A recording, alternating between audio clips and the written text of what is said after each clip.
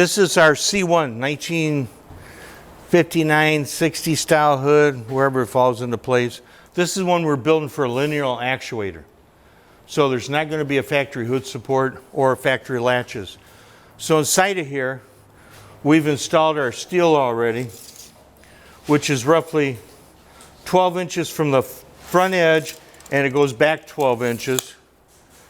And so you determine where you want to drill and tap that plate of steel for your linear actuator. The back, this one has no latches, so we've eliminated the latches. This is the back side of the inside of the hood.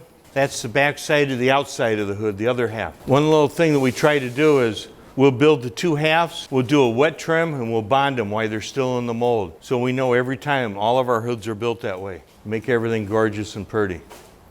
Because when you look in the mirror in the morning, you want to be gorgeous and pretty. Thank you.